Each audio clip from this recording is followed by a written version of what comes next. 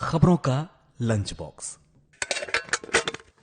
नमस्कार, मेरा नाम है अमन गुप्ता और आप रेडियो मनी 9 पर सुन रहे हैं खबरों का लंच बॉक्स। इस महीने 12 दिन बंद रहेंगे बैंक, उम्मीद से बेहतर रही जीडीपी ग्रोथ और क्यों महंगी हो जाएगी ओएनडीसी से खरीदारी, बताएंगे आपको आज के बुलेटिन में। इसके अलावा बिजनेस और फाइनेंस से जुड़ी कई और खबरें हैं, तो शुरू करते हैं खबरों का लंच बॉक्स। जून में 12 दिन बंद रहेंगे बैंक। 24, 25, 26 और 28, 29, 30 तारीख को लगातार 3 दिन बंद रहेंगे बैंक। इसके अलावा जून में हर रविवार के साथ दूसरे और चौथे शनिवार को भी बैंकों में रहेगा अवकाश। आरबीआई के मुताबिक अलग अलग राज्यों में स्थानीय आधार पर भी बैंक अलग अलग दिन रहेंगे बंद। आरबीआई की वेबसाइट पर उपलब्ध है बैंकों के अवकाश की लिस्ट।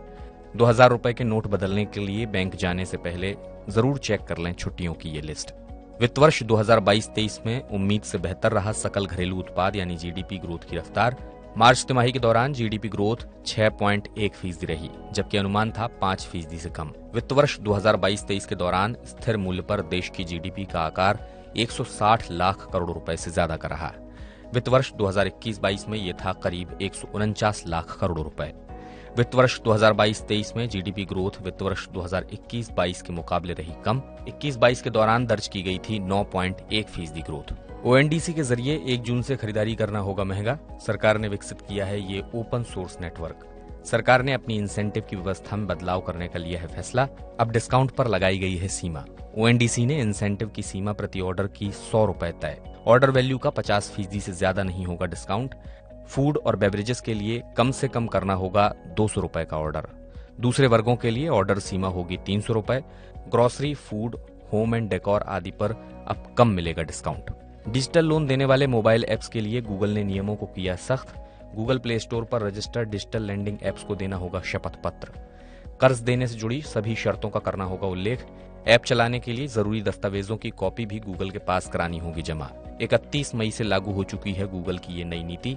लोन देने वाले ऐप्स यूजर्स के contact, photo, video, call logs, external storage और लोकेशन को नहीं कर पाएंगे एक्सेस। इससे ऐप्स की मनमानी और यूजर्स के साथ होने वाले उत्पीड़न पर लगेगी लगाम। अब जल्द निपटेंगे इनकम टैक्स से जुड़े विवाद। सरकार ने अधिसूचित की ई अपील स्कीम। करदाता अब आयकर अधिकारी के कई फैसलों के खिलाफ ज्वाइंट कमिश्नर के पास कर सकेंगे ई अपील। सरकार टैक्स से जुड़े छोटे विवादों के निपटाने में लाना चाहती है तेजी। वित्त मंत्री निर्मला सीतारमण ने बजट भाषण में की थी 100 ज्वाइंट कमिश्नर तैनात करने की घोषणा। कमिश्नर लेवल पर आने वाली अपीलों का बोझ होगा कम। इनकम टैक्स डिपार्टमेंट ने income tax return form ITR 1 और ITR 4 के बाद जारी किया ITR 2। पोर्टल पर पहले से भरी जानकारी के साथ ITR 2 फॉर्म आयकर दाताओं के लिए कराए गए उपलब्ध। वित्त वर्ष 2022-23 के लिए इनकम टैक्स रिटर्न अब किया जा सकता है ऑनलाइन फाइल। वेतनभोगियों के लिए ITR फाइल करने की अंतिम तारीख है 31 जुलाई। बिजनेस और पेशे के अलावा आय प्राप्त करने वालों के लिए है ITR 2 फॉर्म। मणप्पुरम फाइनेंस ने पेश किया मां मनी डिजिटल लोन ऐप। ग्राहकों को इस ऐप के जरिए एक ही मंच पर उपलब्ध होंगे मणप्पुरम फाइनेंस से जुड़े सभी वित्तीय उत्पाद। नया ऐप कंपनी को डिजिटल कारोबार और पहुंच बढ़ाने में करेगा मदद। टियर 2 और टियर 3 शहरों के लोगों को ध्यान में रखकर पेश किया गया है ये ऐप। बिल्डर के दिवालिया होने पर भी हो सकेगी घरों की रजिस्ट्री। सरकार कर रही है दिवाला प्रक्रिया से गुजरने वाले पूरे हो चुके रेजिडेंशियल प्रोजेक्ट में फ्लैट की रजिस्ट्री करने पर विचार। एनसीएलटी को मिल सकते हैं रेरा से जरूरी जानकारी लेने के अधिकार। इस पहल से घर खरीदारों से बचा हुआ पैसा लेने और उन्हें कब्जा दिलाने में मिलेगी मदद। रजिस्ट्री शुरू होने से राज्य सरकार के राजस्व में भी होगा इजाफा।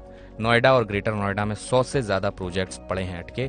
518 रियल एस्टेट कंपनियों पर चल रहा है दिवालिया मामला। सेबी ने ऊंचे जोखिम वाले विदेशी पोर्टफोलियो निवेशकों के लिए अतिरिक्त खुलासे को अनिवार्य करने का दिया प्रस्ताव। विदेशी पोर्टफोलियो निवेशकों को स्वामित्व, आर्थिक हित और कोष नियंत्रण के बारे में अतिरिक्त खुलासा करने की होगी जरूरत।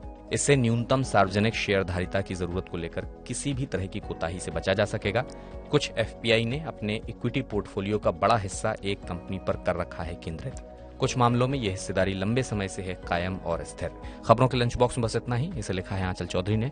बिजनेस और पर्सनल फाइनेंस से जुड़ी हर अपडेट के लिए आप सुनते रहिए रेडियो मनी 9। डाउनलोड कर लीजिए मनी 9 का मोबाइल ऐप। मैं हूं अमन गुप्ता, चलता हूं, नमस्कार। खबरों का लंच बॉक्स।